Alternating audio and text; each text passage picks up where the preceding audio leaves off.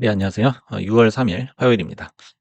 오늘은 휴일이죠. 네, 투표하는 날이라서 모두들 아마 쉬고 계실 거라고 생각합니다. 그래서 어제 멤버십 수익률 한번 보시면요. 스프라우츠 그리고 이제 바젤 메디컬 이렇게 단타하고 장투 두 종목에서 이렇게 수익이 났습니다. 그래서 평균 수익 6%가 추가가 됐습니다. 오늘 이 시간에는 이제 양자 관련주 한번 다뤄볼 건데요. 제목이 양자 관련주 시그널이 나왔다라고 지어봤습니다. 그래서 양자 관련주들이 어제 결국에는 인제 종가에 다 양봉으로 어 양전으로 마감을 했습니다.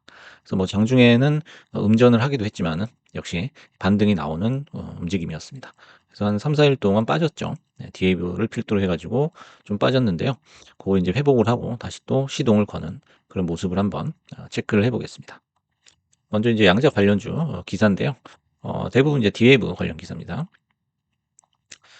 미국 2대 연금인 켈스터스. 켈스터스는 캘리포니아 주립교사 퇴직연금이다 라고 합니다. 그래서 자산 규모가 3,500억 달러, 거의 뭐 4,500조 되는 큰 이제 규모의 펀드인데요.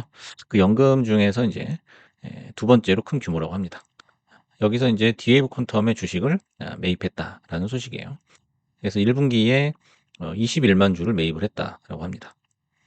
그래서 인제 패시브한 그런 전략뿐만 아니라 이런 액티브한 전략도 모두 구사를 하는 그런 연금이라고 합니다. 그다음에 인제 디에이브 퀀텀의 CEO죠. 앨런 바라츠가 폭스 비즈니스에 출연을 했다고 합니다. 거기서 인터뷰를 했다고 하는데 2025년 1분기 매출이 1,500만 달러로 전년 대비 엄청나게 증가를 했다고 보고를 했는데 이 매출 급증은 독일에 인제 컴퓨터를 판매를 했죠. 윤리 슈퍼컴퓨팅 센터에다가 어드밴티지라고 하는 양자 시스템을 판매했다라는 겁니다. 그래서 이제 앨런 바라츠가 얘기하기를 최근 양자 우월성 시연이 이번 매출에 영향을 미쳤을 뿐만 아니라 전 세계 슈퍼컴퓨터 커뮤니티와 국립연구소에 주목을 끌었다라고 이제 이렇게 자랑을 했다라고 합니다. 그럼 이제 퀀텀 컴퓨팅 관련 기사로는 러셀 2000 그리고 러셀 3000 지수에 편입될 예정이라고 합니다. 그래서 기사를 살펴봤고요.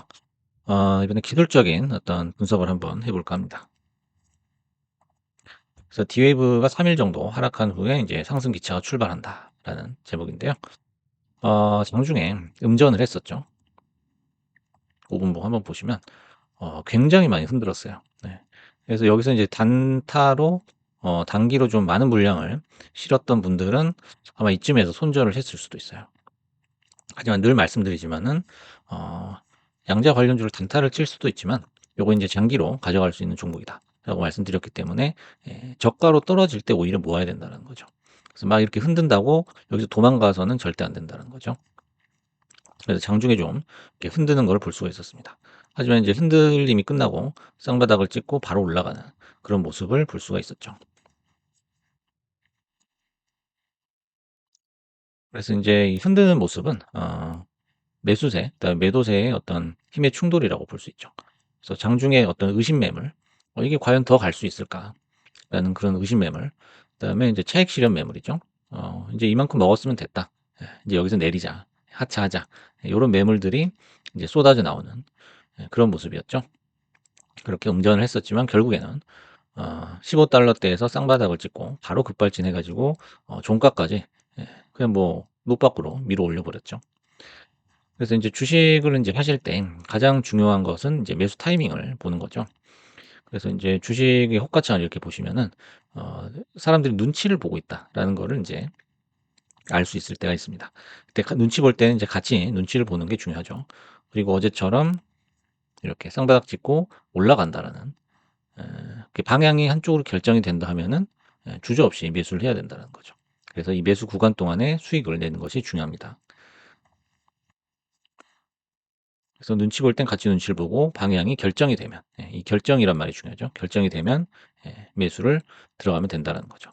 그리고 인제 그 디웨이브 말고 나머지 4 가지 종목도 똑같이 쌍바닥을 확인한 후에 상승하는 패턴을 보여줬습니다. 퀀텀도 마찬가지고요. 리게티 그다음에 아이온큐 그다음에 실스크 마찬가지죠. 그래서 여러분들이 인제 이 패턴을 보시면 아시겠지만은 어 이 프리장이죠. 예, 장 시작하기 전에 이제 프리장 또는 이제 장 시작하기 바로 직전에 이렇게 높게 올리는 경우가 있는데 이때는 이제 추가 매수를 할 필요가 없다라는 거예요. 결국에는 이제 장 초반에 매물이 나오면서 매수할 기회를 준다라는 거죠. 그래서 인제 앞으로 상승이 정해져 있는 그런 종목들 같은 경우에는 가급적이면 '어떻게 하면 싸게 살 수 있을까?' 이거를 연구를 해야 된다는 겁니다. 그래서 주식이라는 거는 늘 뭔가를 확인하려 한다는 점을 반드시 기억을 해야 된다는 거죠. 그래서 여기 인제 차트를 가지고 나왔는데요. 어제 같은 경우에 인제 밑꼬리를 길게 단 양봉이 나오게 됐죠. 그래서 뭔가 좀 이제 기분이 좋은 그런 캔들이라고 볼 수 있어요. 그래서 늘 말씀드리는 상승 시 시그널이다. 특히 인제 눌림목에서 많이 나오는 그런 패턴이죠. 돛박형, 바가지형 패턴이라고 하는데요. 요거는 인제 '상승할 거야. 인제부터 상승할 거야.'라는 시그널이라고 볼 수 있죠. 만약에 어제 인제 이런 식으로 음봉이 나왔다면 요게 인제 21 선을 깰 수도 있고요. 이런 식으로 연속된 음봉이 계속 나왔을 가능성이 높습니다.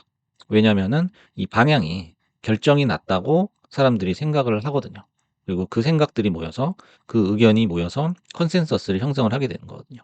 그것이 바로 인제 주가의 방향을 결정을 하게 되는 거죠. 그래서 아마 '이 정도까지 내려왔을 것이다.'라는 거죠. 하지만 또 인제 반등을 하게 되면 그때 인제 매수를 하게 되는 겁니다. 왜냐하면 방향이 결정이 됐기 때문이죠.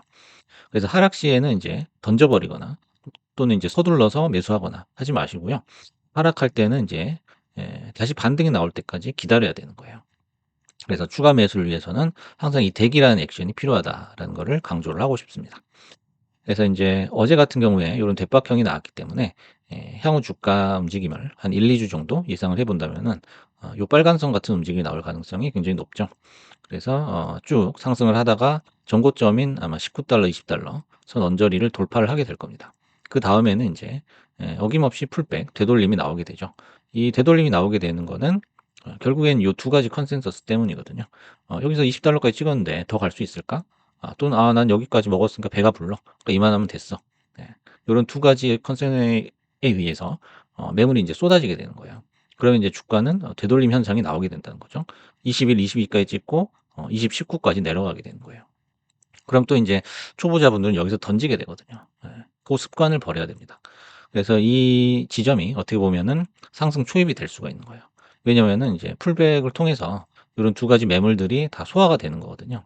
그래서 주식이라는 거는 팔 사람만 없다면은 무조건 올라가게 돼 있는 거잖아요. 그렇기 때문에 급등이 바로 나올 수도 있다라는 거예요. 그래서 급등이라는 거는 정말 생각 밖의 어떤 상승폭으로 올라간다는 거예요.